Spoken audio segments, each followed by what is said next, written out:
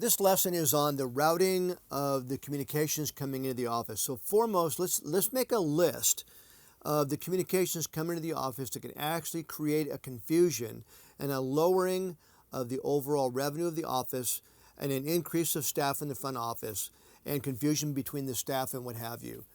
So let's take a list. What type of communications come into an office? So let's list them down. The first thing is you have new patients calling in, which is an inbound call. The second one is you have existing patients calling in, asking about insurance forms or changing an appointment or what have you. I need to refill my prescription. What other type of calls come in? Well, you have also vendors that call in. And the vendors that call in during the day can be 1, 2, 3, or more. Ask your front office. Now, as the practice grows, the number of calls that come from different vendors begins to increase. And if I'm on the telephone, as an example, and I'm talking to a new patient and the phone line rings, I have to put that person on hold or somebody else has to pick it up while they're actually handling a patient. And you pick it up and it's a vendor calling in. Well, that becomes problematic. So vendors, multiple vendors, it's another form of communication coming into the office. What's another one? Another one is the lab. If you do any type of prosthetics or what have you, then you're going to have a lab that is going to be calling in to check on cases or ask questions or what have you, and that hits, again, the front office. That can be 1 time a day, 2 times a day, 3, whatever. The next type, let's call them repair people. It could be somebody to repair equipment. It could be the Xerox person. It's another one. Any type of person that is doing communication with your office. It could be your accountant. It could be your marketing person. It could be whoever it happens to be. Start listing down all the people you do business with. They actually will begin to call your business line, which is your patient revenue generating line. That becomes problematic as the organization begins to grow. Just get 2 doctors or 2 hygienists and a doctor or a 3rd hygienist and multiple doctors and a specialist and get between 25, 35, 40 on up new patients per month. And as they start coming in, the traffic in this front office becomes overwhelming and confusing for the front office to actually properly grow the business. This will put an income ceiling on this practice without a question.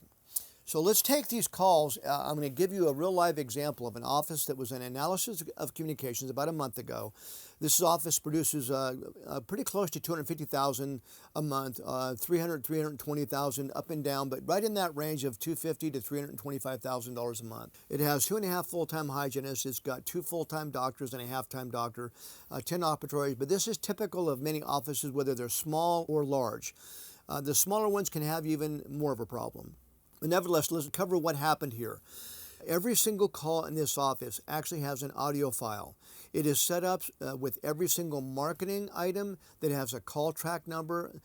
So it has an audio file to record it. Every single call in the office is recorded. So you can see every single call that comes in within a week's time, 2 weeks' time, 3 weeks' time, or 4 weeks' time. This is going to be fascinating. The number of calls that came in the month of June of this year was 1,377 phone calls. That's pretty important. Now let's analyze what happened when these calls came in. So these calls, we went through them, and on the audio files, you can see the assignment of every single call as to where they came from.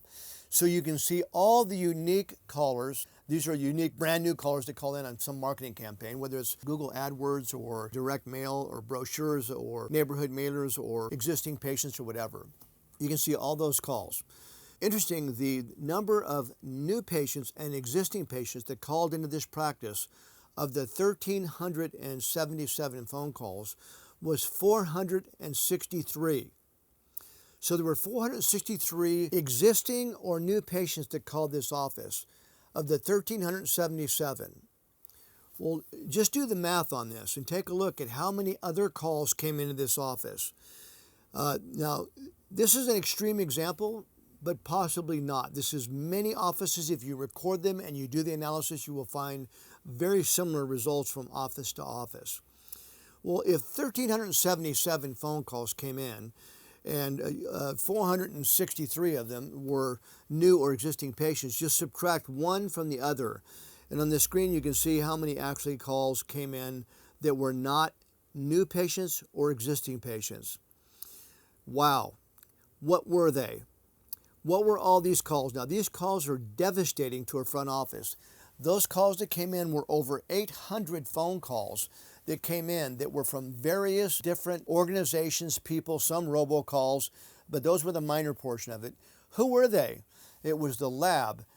It was the existing vendors that were calling. It was the repairmen. Some of them were staff member, family members. But nevertheless, these calls came in and it hits the front office. So look at this diagram. Imagine all the calls coming in. As you can see, this receptionist or office manager or both of them are pulling their hair out. So what do we do about these calls? So this is a pretty simple resolution. This has been going on since 1982 when I first read the article, but it's been advanced. So I'm going to walk through how do you take these communication channels and route them correctly. So let's take all these 700 to 800 calls that came in that had nothing to do with expanding the business itself, which is the patient phone number. So what we're going to do real simply is the following steps. Number one, you can download this when we're done here. What we're going to do is we're going to establish a letter that goes to all vendors, the lab, any type of organization, the Xerox company, the vendors, the person that walks in your office. It could be a Henry Schein rep, a Patterson rep, or whoever it happens to be, Banco. What are we going to do with them? Well, step number one, we're going to actually get a new phone number called the business phone number, not the patient phone number. That business phone number is a separate line that is set up. And all the consumers that call you for various reasons, whether it's a lab, a vendor, a repairman, a Xerox company, whoever it happens to be, they now call that number. How do you orchestrate that so you can segue or transfer those additional communication lines off your reception and your front office to somewhere else? Well, that's pretty simple. A letter is drafted. Here's a sample letter up on the screen here. And the letter just says, "Dear vendor or lab or whoever it happens to be, we so enjoy our relationship with you. We would love to continue our relationship as it's been long term. However, our dental office has been expanding and the number of phone calls that come in on our patient phone line is affecting the service to our patients." New paragraph. We've established a new phone number for all business calls relating to the office, and that business number is below that you can use in the future. In the future, our receptionist has been informed that if a vendor, lab, or anybody calls our patient phone number, we will take note of it. They will be informed that please contact the business phone number. Here it is. Do not contact this phone number. The letter also says if you continue to call our patient phone number, you will no longer be our vendor or the representative for services of this office. It is critical that you call the business phone number. New paragraph. When you do call the business phone number, you will receive only a recording. And the recording is simply, please leave a message. Leave the message so we can get back to you. We will not employ somebody full-time to answer that phone number. So that being said, you will always get a call within the next 24 hours to answer your questions on whatever you called about, whether it's a repair or supplies that we need or what have you. A staff member will be delegated. You'll know who exactly that person is by name. So this immediately does something for your practice. What does it do? It channels all the communication over to a call recording that you now, at your own discretion, can call back when you have time to do so. It's not hitting the communication channels of your patient line, which devastates the confusion at the front desk. Now, no different for the person that walks in that is a representative of a supplier or a vendor. I'm going to call them solicitors. They walk into an office. Many times they walk in unannounced, without appointments, and they may even walk in and start talking to an assistant, take them into your lab, and you've lost your assistant for 20 minutes. Probably never happened to your office, but it certainly happened in mine. So that being said, that person receives the same letter. The letter says, "Dear Dave," he's your representative. We so enjoy having you as our representative. In the future, the appearance at our office may be done one time a month. It's done on the third Friday of every single month between 1 o'clock and 3 o'clock. And when you come in during that time period, the person you may see is Linda. She is our supply clerk. You may not talk to anybody else in the office as they're usually busy. If you need an appointment to see the doctor or the office manager or somebody else, you may request that through Linda. In the same letter, you simply tell the person that is the only time that you may come into our office. It is pre-appointed for you. However you want to do it in your office, you may do it. but having somebody walk in unannounced is complete distraction for the front office and what have you. You've now taken all the communication channels that are inundating this front office and you've channeled them to a new patient call or your patient phone number, and you have a second phone number called your business phone number. On this diagram, as you can see, your business phone number takes all vendors, repair people, Xerox company, whoever else is calling you. It's a long list. It only goes to an answering machine, and it gives you the opportunity to call back when you have time or a staff member has time to do it.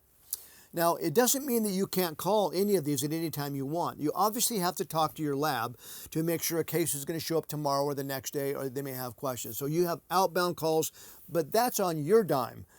It's not on their dime. It's a very different organization structure. So let's take a look at how we can even further expand this analysis. So that removes a lot of communication from the front office. Your office manager and your reception people up front will, quite honestly, they will love you. The office I talked about on the analysis of the 1,377 phone calls, we put this in place. We gave letters to the vendors. We gave emails and text messages to everybody else and said, this is the new phone number. Call this number. You have to train the receptionist so that when a new vendor calls, the vendor is told, I'm sorry, we don't take vendor calls or solicitation calls on this phone number. This is our business number. Please call this number. It goes to answering machine, but they will return your call. Now, all of a sudden, they can route the communication somewhere else, and you can handle it on your own dime. So what else can you do to route communication? Well, that's sort of interesting because you have a phone line that comes in, and as the office grows, it's real simple to take and program your phone very simply to have routing on the phone. So let me give you an example of this. This is all over the country. Small and large businesses do it. You've encountered it yourself. You'll know it the moment I say it. It goes ring-a-ding-ding. In many offices, it says, good morning, ABC Family Dental. Your call is being monitored for quality control purposes. And at that point, it rings through. And the first thing that you can do to route communications is, remember, the inbound calls are new patients or existing patients. So when they call, say, if you're a new patient inquiring about a service or information, please press 1. The next one says, if you're an existing patient and have any question about your account or need more information, please press 2. Now that's real simply because your call coming in for a new patient is routed to your call conversion expert, so you get better call conversion. The other one is routed to your scheduler. Whoever that person happens to be, they can either change an appointment, make an appointment, they can answer a question about account, insurance, or what have you. Now you've routed those two calls. Now, if you're a small office and you're just growing and you have 15, 20 patients a month, that isn't a problem for you. But go ahead, start growing, start getting 20, 30, 40, 50 patients a month and have that consistently. This then becomes a problem. And we're simply trying to channel the communication so they go to the right places in the office and you have higher call conversion for your marketing cost. The call conversion across the country is devastating because of the exact analysis that I'm talking about. They have to be able to get a call, keep a person on the phone, and the conversion, the dollars lost in a month's time and an annual basis is not in the tens of thousands. It's not in the 50s of thousands. It's in the hundreds of thousands. So this analysis is pretty critical as you grow. So back to the analysis that we originally did. I'll throw this back up on the screen. You'll remember there was 1,377 phone calls. We put this entire system in place, and 463 of them were existing or new consumers. What happened in the next 30 to 45 days? Well, the first thing that happened is that the office manager called me and said, I want to thank you for something. He says, the amount of confusion that left our front office, it took about 3 weeks for it to happen, is so unbelievable. The entire front office has calmed down. That happens in any office. Now, that's a larger office, and it has, I said 2.5 doctors, and it has 2.5 or 3 full-time hygienists. It's receiving between 60 to 70 new patients a month. So take that for your own office. You may not think this applies to a growing practice, but it actually does. You have fewer staff in a growing practice because of payroll and trying to keep payroll down. So the front office manager is usually not even a manager. She's a manager incognito because she's also being the treatment coordinator person. She's also being handling the finances of the office. She's also handling the phone calls coming in, and she's straightening out the reception room, and she's pulling charts, and she's doing reports. And whoa, she's getting a little bit confused here. So don't think as a small office you don't need this. When I say a small office, an office that's doing anywhere between $30,000, $40,000, $70,000 a month, I consider that a small to medium-sized office. So that being said, that analysis is pretty critical for you. It really begins to change the growth of the practice by lessening the confusion at the front desk. Your front office people will absolutely adore you, believe it or not. So let's take up the next lesson here. Before we do, the last thing I would say on this lesson is that the office, when it really grows and you have marketing occurring externally, your website, which I'll throw up on the screen here, can have a reference to phone numbers that they call. Now, what do I mean by that? You can have on your site, when it says contact, it can simply say new patients call this number, existing patients call this number. That routes your calls. Sort of fascinating. So it's another thing. It's real simple to do. As you grow, you can also implement that. A lot of your larger organizations or dental offices have already done this. They're already pretty sophisticated, and it eliminates a massive amount of confusion and allows the ceiling that is on the income to come off the top. And the amount of staff member confusion lessens, the office manager gets a little bit more sane, and you have a better environment to work in. So let's take up the next lesson, which is how do we handle the customer service that's coming in on this communication line. So the next thing is called customer service, and how do we increase or elevate our customer service when they walk in the door.